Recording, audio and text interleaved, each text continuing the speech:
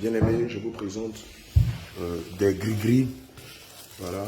Le jeune homme, notre fils dans la foi, Yves, ayant vu la puissance de Dieu, ayant été touché par la puissance de Dieu, pendant la délivrance, il a vu des démons se moquer des catholiques, des musulmans.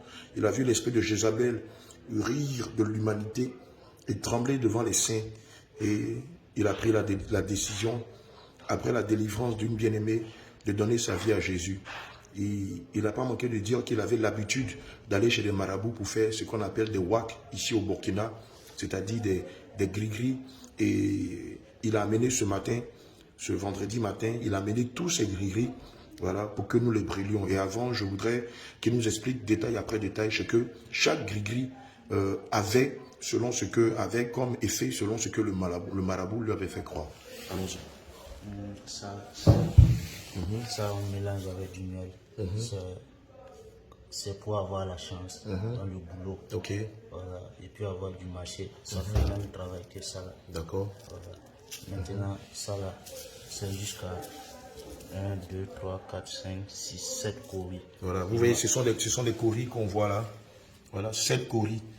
Et à quoi ça servait les coris? Le coris, il m'a dit, le marabout m'a dit que il m'a donné des produits. Je me suis douché avec, j'ai mis dans l'eau, je me suis douché avec pendant 7 jours, qui correspondaient à chaque coris.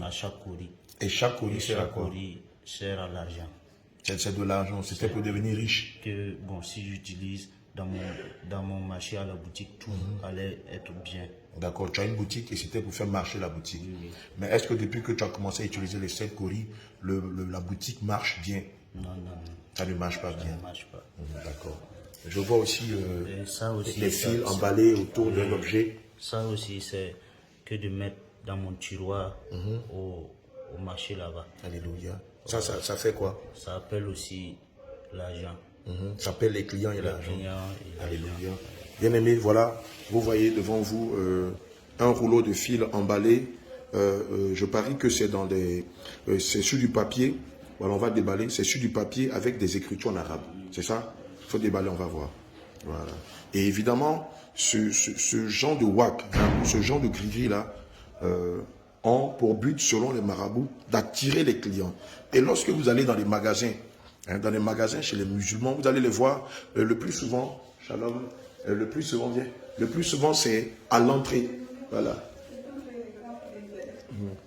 Vous allez remarquer que c'est à l'entrée, soit à l'entrée du magasin, on le voit juste quand vous rentrez, regardez au-dessus, vous allez voir cela, ou bien c'est attaché quelque part, donc, ou dans le tiroir du commerçant.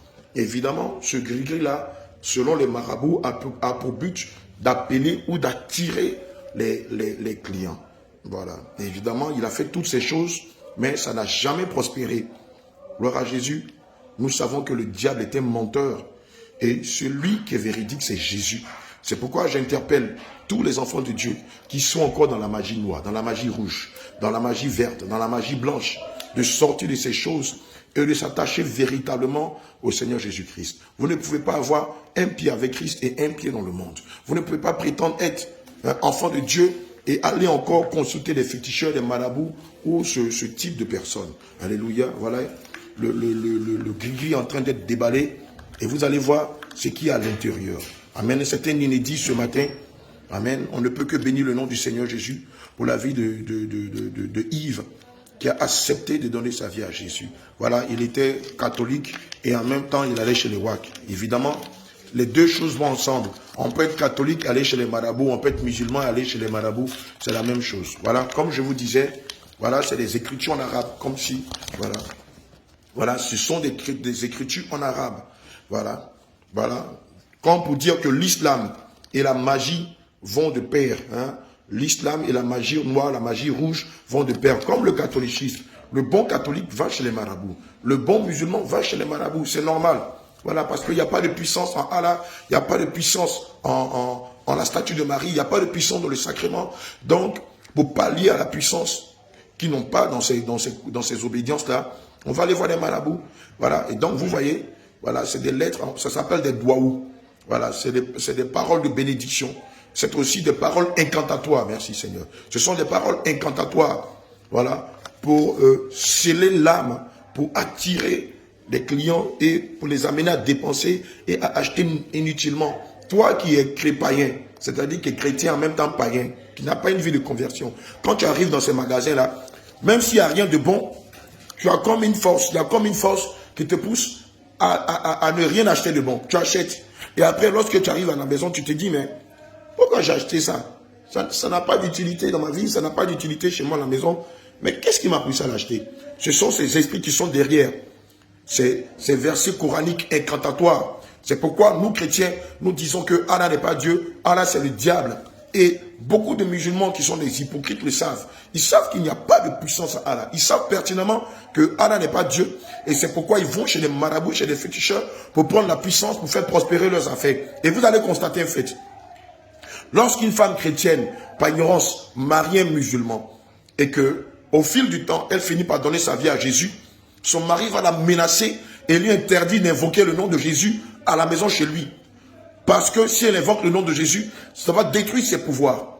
Beaucoup de musulmans qui ont des pouvoirs mystiques le savent, qui ont marié des chrétiennes, interdisent à leurs femmes d'invoquer le nom de Jésus dans leur maison, de prier Jésus, de se conformer à la parole du Seigneur Jésus-Christ. Parce que ça détruit le pouvoir de Allah, ça détruit leur wak, ça détruit leur puissance, leur pouvoir. Et ces femmes-là le savent. C'est pourquoi je vais dire à une femme, si par mégarde tu as marié un musulman et que ton mari musulman t'interdit d'adorer Jésus, je te dis, ma bien-aimée, fais le choix de toujours continuer d'adorer Jésus. Oui, la parole de Dieu te demande d'être soumise à ton mari, mais tu ne vas pas jeter le Seigneur Jésus-Christ au détriment de ton mari. Tu ne vas pas abandonner la main du Seigneur Jésus au détriment de ton mari. Si tu le fais, ce sera apostasier Christ, ce sera rétrogradé. Et quand c'est comme ça, ce n'est même pas évident que le Seigneur te reprenne. Alléluia. Et vous pouvez voir ici, pour celui qui sait lire en arabe, vous allez voir, ce sont des paroles incantatoires. Alléluia, qu'on voit ici. Voilà. Des paroles incantatoires pour pousser des personnes qui vont dans ces magasins-là à acheter des choses inutiles, des choses sans valeur. Et beaucoup de personnes, malheureusement, sont victimes de cela. Gloire à Jésus. C'est ça la vérité. Ok. On voit cette huile-là. Qu'est-ce que c'est ça? C'est du miel. D'accord. Vous allez remarquer que dans les églises au Lavoir large, les pasteurs avec de grosses chaînes, vous voyez des pasteurs avec de grosses chaînes à leur cou et de gros rubis à leurs doigts, vendent du miel, vendent du lait, du bonnet rouge, vendent du sel, vendent de l'eau de la mer, vous disent qu'ils vendent de l'eau d'Israël ou de l'huile d'Israël. C'est tous des marabouts déguisés en serviteurs de Dieu. Voilà. On a remarqué beaucoup de choses qu'on voit ici. On le retrouve aussi à l'église catholique. On a fait une vidéo sur le système babylonien romain il y a quelques mois avec l'homme de Dieu, Dr. Eli, qui enseignait ces choses-là. Voilà. Et donc le miel, ça va servir à quoi exactement? On le mélange avec le charbon, c'est ça? Voilà, on le mélange avec le charbon, avec cette mixture-là, voilà, pour attirer la faveur, pour attirer la chance et tout ça. Voilà. Maintenant, j'ai vu un parfum. Plusieurs fois, nous avons enseigné que les chrétiens ne peuvent pas utiliser des parfums. On peut voir ici, voilà, c'est écrit Ben Tel Soudan. Ben El, ça veut dire Dieu. C'est quoi ce parfum-là? Tu peux nous expliquer? Ça aussi, ça va avec le produit noir. Ça va avec le produit noir. On se parfume avec? Non, mais sur les mains seulement. Voilà, donc ce parfum-là va être utilisé avec le charbon que vous voyez là. Et on va embaumer les mains avec ce parfum-là. Voilà, on voit ici un être, un individu, voilà, sur le parfum, qui semble être d'une origine africaine. Voilà, je crois que ça doit être un Kenyan.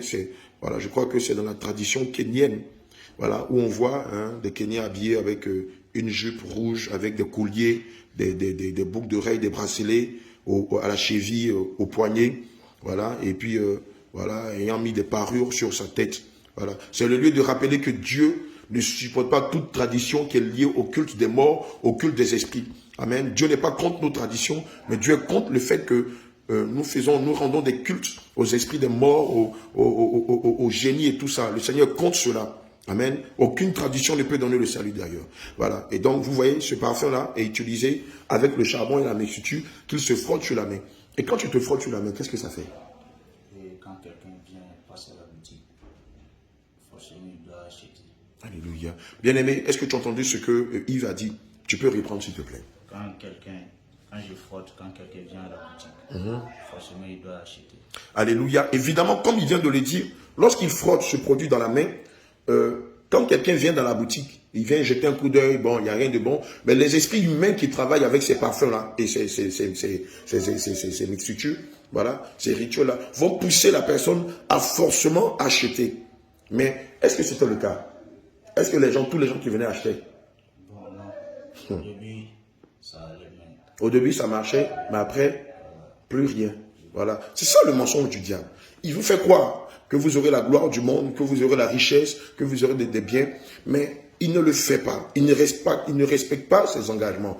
J'ai tendance à le dire, Lucifer est le plus grand illusionniste au monde. L'homme à la culotte noire est le plus grand illusionniste au monde. Il vous fait croire que vous serez béni, mais après, c'est des chagrins sur des chagrins. Après, c'est de l'amertume sur l'amertume. Après, c'est regret sur regret. Et comme il tient votre âme, vous savez, lorsque vous allez chez un marabout, lorsque vous mettez le pied là, chez lui dans son sanctuaire, automatiquement, votre âme est scellée. Et ce qui va se passer, que de vous arrêter, vous n'allez pas vous arrêter. Qu'est-ce qui se passe quand ça ne marche pas? Tu restes à la maison, qu'est-ce que tu fais? Ou bien tu fais quoi? Tu repars là-bas? Je suis là à chercher d'autres. Donc tu vas aller de marabout en marabout, dans l'espoir de tomber sur le plus grand marabout qui va te donner tout le bonheur du monde. Voilà, vous voyez, c'est un engrenage. C'est une prison infernale.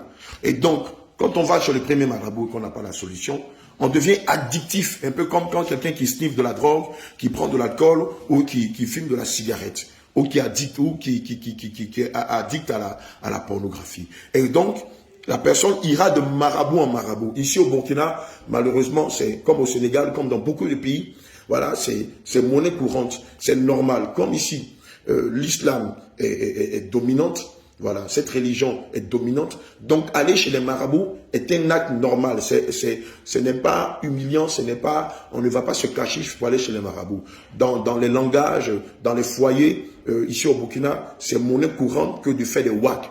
On va wacker un homme riche, on va wacker une femme qui nous résiste, on va wacker son entreprise pour qu'elle marche, on va wacker son magasin pour qu'il marche, on va wacker... Donc, bien aimé, ce matin, Yves, depuis quelques jours, a donné sa vie à Jésus. Et ce matin, nous allons brûler toutes ces choses-là. Suivez-moi. Allons-y, prends tout ça. Voilà, on va aller ensemble. Alléluia. Voilà, ce matin-là, nous allons aller brûler tous ces wags-là. Et voilà, ça sera fini. Amen. Quand on lit le livre des Actes des Apôtres, il est dit que les sorciers étaient venus donner tout leur livre. Bon, quand tu sors de là, voilà, les sorciers étaient venus brûler, avaient donné leur livre aux apôtres, et les apôtres les avaient brûlés. Alléluia. Et ce matin, bien aimé, c'est ce que nous allons faire. Nous allons brûler, voilà, nous allons brûler tous ces wacs-là, tous ces gris-gris, voilà, afin que l'ennemi ne trouve plus de porte d'accès dans la vie de notre bien-aimé Yves. Voilà comment nous fonctionnons. Voilà comment le groupe Jésus revient fonctionne. Et c'est pourquoi nous détruisons tout ce qui est œuvre des ténèbres. Amen. Il n'y a pas que les vêtements de Jézabel et les parures de Jézabel que nous détruisons. Nous détruisons sur les gris-gris, des pouvoirs. Et je vais te dire, enfant de Dieu, tu n'as pas à avoir peur d'attraper ces choses. Elles ne peuvent rien te faire. Les démons ne peuvent rien faire aux enfants de Dieu parce que celui qui est en nous est plus fort que celui qui est dehors. Et ce soir, nous allons rendre à César ce qui est à César et à Dieu ce qui est à Dieu. Alléluia. Que toute la gloire soit rendue. Attrape, on va brûler ça.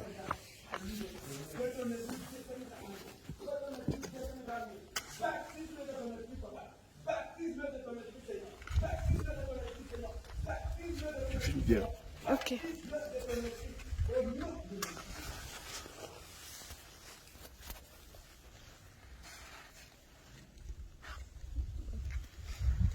Voilà. Voilà, nous sommes en train de tout brûler. Voilà, nous sommes en train de brûler les œuvres des ténèbres. Voilà, nous sommes en train de mettre le feu à ces choses qui ne sont pas à la gloire du Seigneur Jésus, mais à la gloire du diable. Voilà.